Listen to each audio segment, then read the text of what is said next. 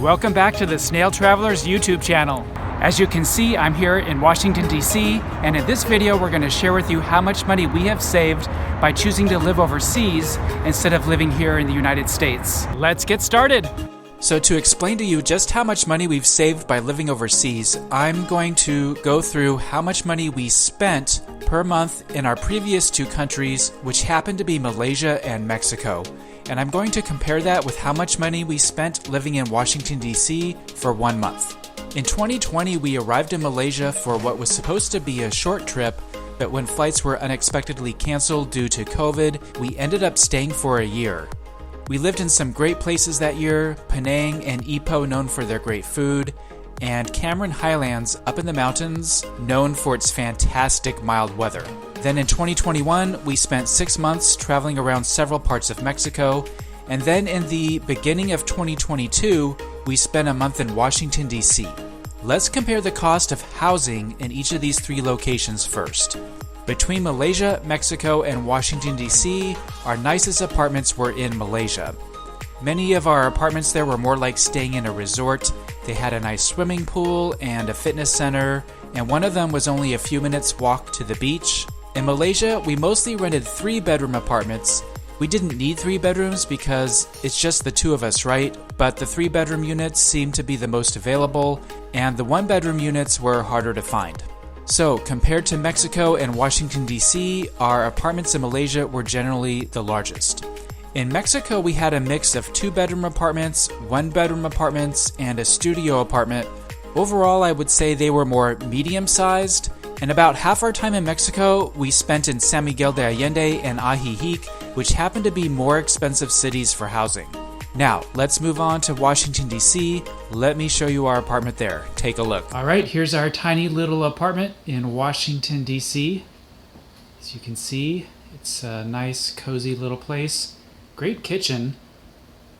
Small fridge, even a dishwasher, oven, microwave, toaster, and a bedroom. So for housing costs, Malaysia was the cheapest at an average of $586 per month. Mexico was $806, and yep, as you would expect, the US was the most expensive at $2,068 for 1 month in that apartment I just showed you. Now, keep in mind that all of these include Airbnb fees, which are quite high.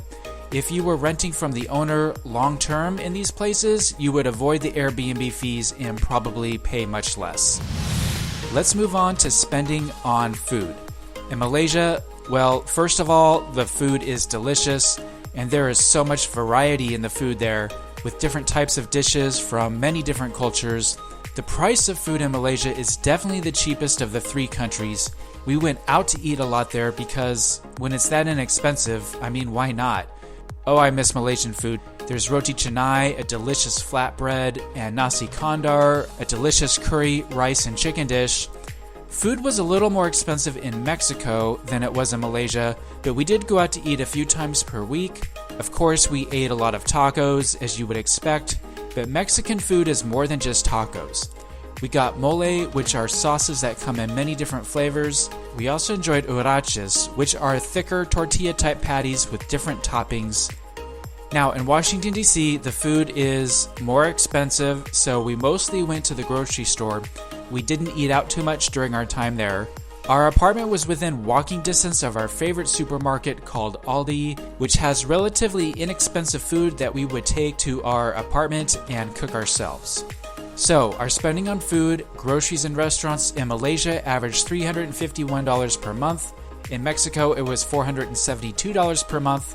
And in Washington, D.C., it was actually only $493 for the month, but our eating habits were very different in D.C. If we went out to eat in D.C. as much as we did in Malaysia and Mexico, then our spending on food in D.C. would have been quite a bit more for sure.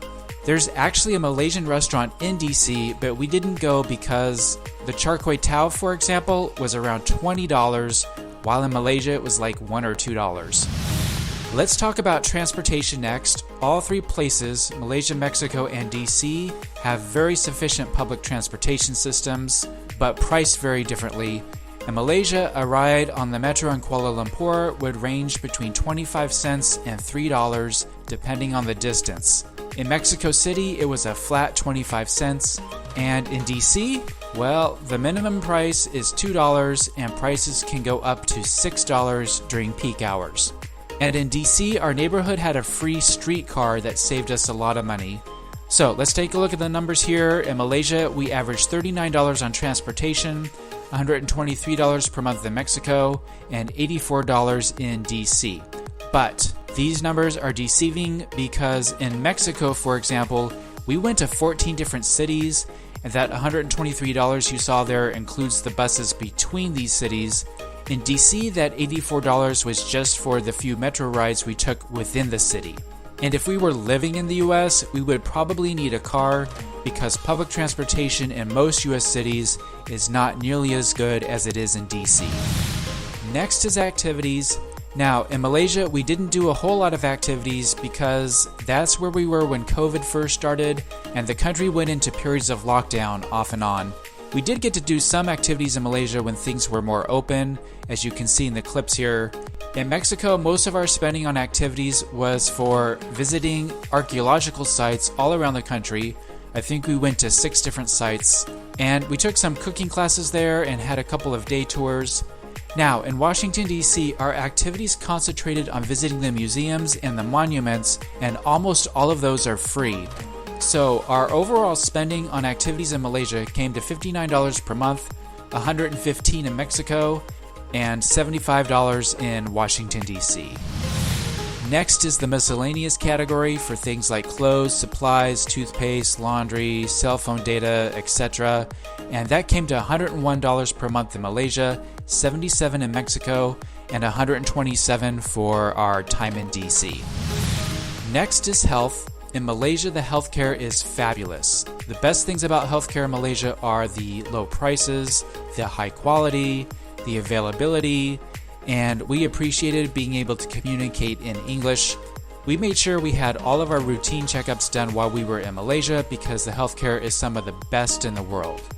In Mexico, we had a few routine appointments and one trip to the emergency room. We were impressed with the healthcare in Mexico too, not to Malaysian standards, but perfectly adequate. In the US, healthcare is so expensive, so we didn't make any medical appointments there, and fortunately, we did stay healthy there. So here are the numbers for health: $76 per month in Malaysia, $119 in Mexico, and nothing in DC, but if we were living in the US, we'd be spending a lot more on healthcare. Next is insurance. We get asked about this a lot. We have an international health insurance policy through IM Global that covers us everywhere in the world. In 2020, when we were in Malaysia, we paid $198 per month. In the US, it was $222 per month, a little higher than Malaysia because of the annual rate increases and also due to us getting older. But in Mexico, we paid $365 per month, quite a bit higher, and that's because we chose to buy additional coverage for COVID. The policy's rules for COVID coverage and the deductibles and benefits are all very confusing, so instead of going into all the details on the video, I'll put an explanation in the description section below. Okay, let's total it all up. Put all those categories together, and our average spending in Malaysia came out to be $1,410 per month. In Mexico, it was $2,076 per month. And then in DC, it totals up to $3,069 for our month there. Now, I know this is not a perfect comparison between these three places. To work within our budget, we adjusted our lifestyle in DC to match its higher cost of living. We lived in a smaller apartment, didn't eat out as much, and mostly chose activities that were free. We balance out our budget by living in less expensive places so that we can occasionally afford a more expensive place. So back to the question, how much have we saved by slow traveling overseas compared to living an everyday normal life in the US? Well, we've always tracked every penny since we lived in Charlotte, North Carolina. Since we began traveling the world in 2018, we've spent an average of $2,107 per month for our life outside of the US. That's about half of what we were spending living in the US. That's it for this video. We have an exciting new destination coming soon, so subscribe to our channel so that you can be notified when our next video is ready.